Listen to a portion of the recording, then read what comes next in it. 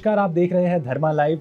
आज का ये इंटरव्यू बहुत खास होने वाला है। आप हमेशा से ज्योति जी को मंथली टैरो रीडिंग में देखते आए हैं, लेकिन आज हम बात करेंगे ज्योति जी से उनकी लाइफ जर्नी के बारे में।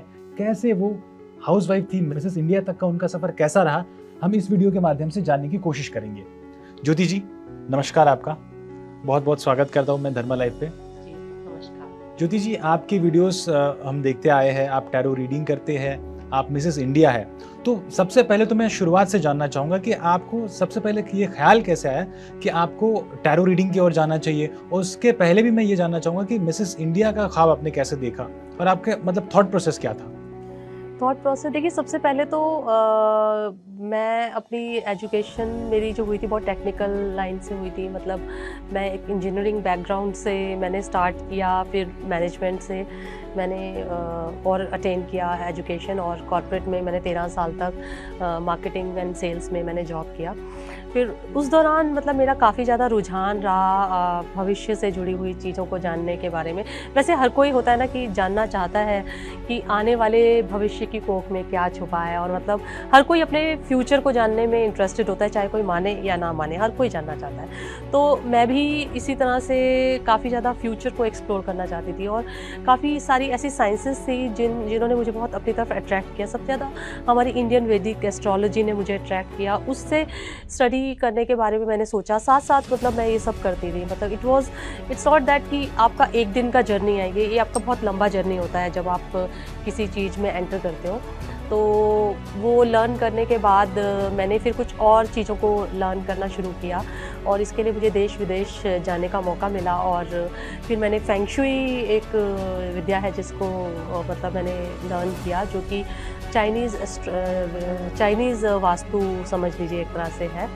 और उसके लिए जब मैं कुआलालंपुर गई और मैंने इसको सीखा, और मैंने जो देखा कि ये एक्सपोजर है, तो मेरे को काफ़ी इंटरेस्टिंग लगा, और मैंने फिर अपने आप को पूरा उस तरफ डाइवर्ट किया, और उस मिस्टिक वर्ल्ड में एंटर करके मैंने अपना करियर बनाने के बारे में सोचा। और एक तरह से देखा जाए मेरा स्विच ऑन हो गया करियर उस तरफ, और ये हुआ।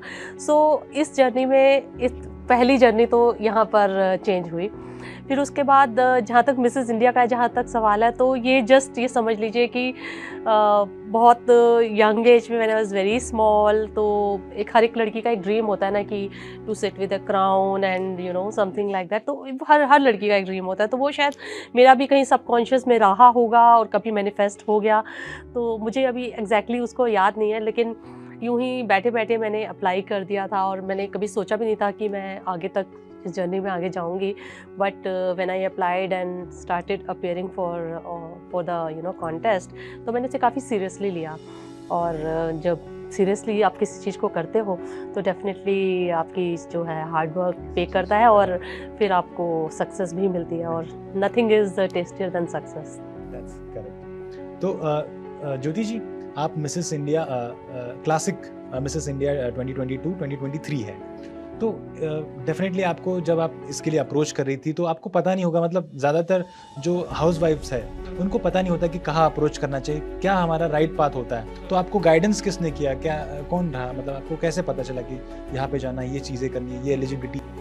नहीं, मेरे को एक्चुअली में कोई बहुत ज़्यादा क्लियर गाइडेंस कहीं से मिला नहीं, बिकॉज मेरी एक बेसिक नेचर है कि मैं जब भी किसी चीज़ को करती हूँ तो मैं उसके बारे में बहुत ज़्यादा रिसर्च करती हूँ। तो अगर मैंने मिसेस इंडिया में पार्टिसिपेट करने के बारे में सोचा, तो मैंने उसके बारे में काफ़ी रिसर्च किया कि मुझे इसको किस तरह से परस्यू करना है। सबसे पहले तो राइट पेजेंट को मुझे चूज़ करना था कि कौन सा पेजेंट ऑथेंटिक है, लाइक मिसेस इंडिया टाइटल जो होल्ड करे, और ओरिजिनली ये टाइटल किस पेजेंट से बिलोंग करता है। तो मुझे पता चला Mrs India pageant and production जो दीपाली फाडनेस उनकी डायरेक्टर है, वो Mrs India title is registered with them, and I can only get this title through Mrs India pageants.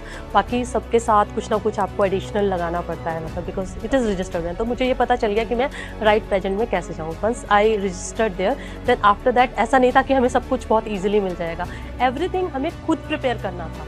हमें कोई एक बेंचमार्क नहीं था कि किसी तरह से प्रिपरेशन है या कुछ ऐसे, हमें खुद प्रिपेयर करना था। सबसे पहले हमें मेंटली काफ़ी स्ट्रॉन्ग होना था कि आपको एनकरेजमेंट मिले ना मिले, आपको आगे चलते जाना है। लेकिन हाँ, सपोर्टिव लोग मिलते हैं आपको, और सपोर्टिव लोगों की सहायता से मैं यहाँ तक पहुँची, क्योंकि कोई अकेला बोले कि सब कुछ मैंने खुद किया है, ऐसा कभी नहीं होता। आपको हमेशा लोगों का सपोर्ट मिलता है, तभी आप सक्सेस को प्राप्त करते हैं। और एक और चीज़ मैं पूछना चाहता हूँ, टैरो रीडिंग जो है ये बेसिकली मिसेस इंडिया से बिल्कुल अलग है। तो आपने हर चीज़ को आप एक्सपेरिमेंट आपने किया, आप इंजीनियर थी, उसके बाद में आपने मिसेस इंडिया होने के बारे में सोचा, टैरो कार्ड के बारे में, टैरो रीडिंग जो होता है ये बहुत आमतौर पर जो है किसी आम इंडियन को अगर आप पूछेंगे तो टैरो रीडिंग उतना उनको नहीं पता होता है जितना ज्योतिष या फिर वैदिक एस्ट्रोलॉजी पता होती है, सॉरी माफ़ कीजिएगा।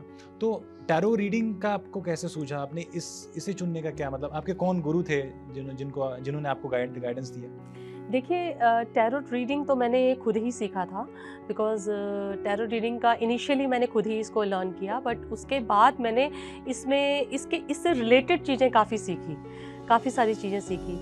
वैदिक एस्ट्रोलॉजी भी मैंने सीखी थी। सबसे पहले मैंने वैदिक एस्ट्रोलॉजी में ही अपने आप को नॉलेज गेन करना शुरू किया था, बिकॉज़ हमारी जो इंडियन वैदिक एस्ट्रोलॉजी वो काफ़ी डीप है, और वो एक जिसे बोलते हैं ना शास्त्र है, वो एक जैसे एक किसी भी तरह डिविनेशन नहीं है, वो एक शास्त्र है।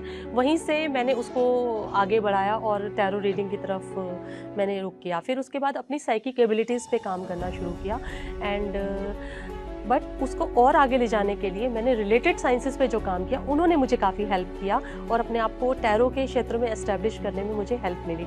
जैसे कि फेंग शुई हो गया, तो मुझे ग्रैंड मास्टर लिलियन टू का बहुत सपोर्ट मिला।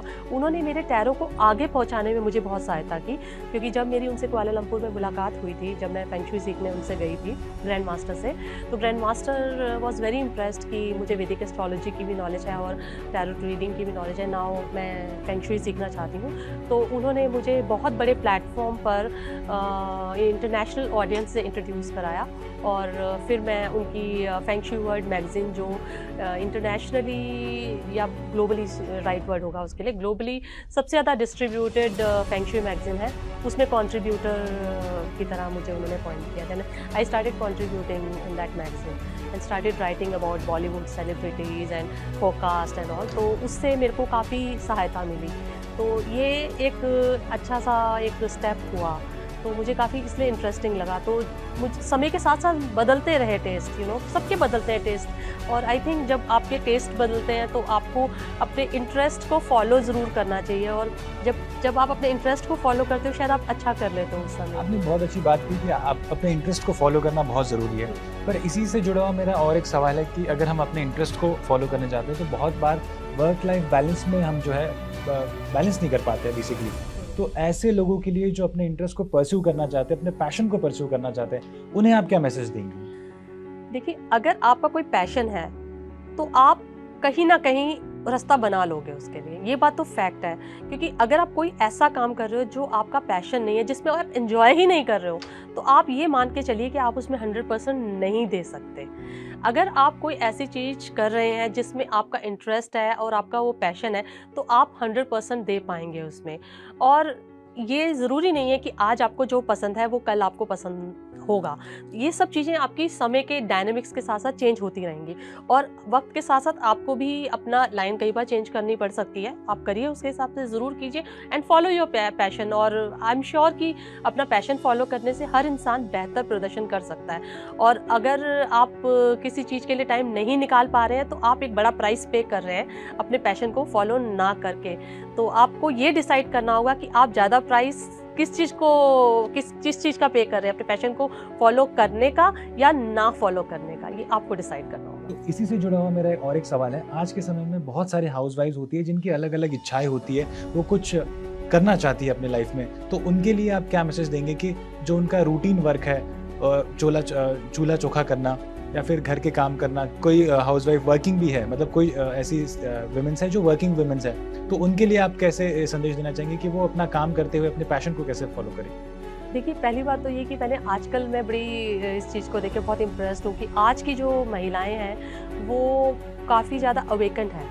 वो उन्हें पता है कि उन्हें एडिशनली क्या करना है। वो पहली बात तो वो उनका जो एक्सपोजर बहुत अच्छा होता जा रहा है, क्योंकि चाहे आप मीडिया को बोलो, चाहे आप सोशल मीडिया जो भी है, इसके थ्रू लोगों को अवेकनिंग तो हुई है, लोगों को ज्ञान मिला है, तो लोगों को रास्ते मिल गए हैं कि कैसे हम अपने पैशन को फॉलो करें। हाँ, जो लोग ऐसे माहौल में रह रहे हैं कि वो अपने डेली जो वर्क कोर्स से बाहर नहीं निकल पाते हैं और अपने पैशन को फॉलो नहीं कर पाते हैं, तो उनको बहुत सारी ऐसी चीज़ें हैं जो कि जैसे कि फॉर एग्जांपल, मैंने अभी थोड़े समय पहले की बात है, मैंने देखा कि एक लेडी है जो अचार बहुत अच्छे बनाती थी। मैं एक एग्जांपल की दे रही हूँ। उस पर्सन ने अपना उसे बहुत पैशन था कि वो डिफरेंट चीज़ें बनाती रहती थी घर पे।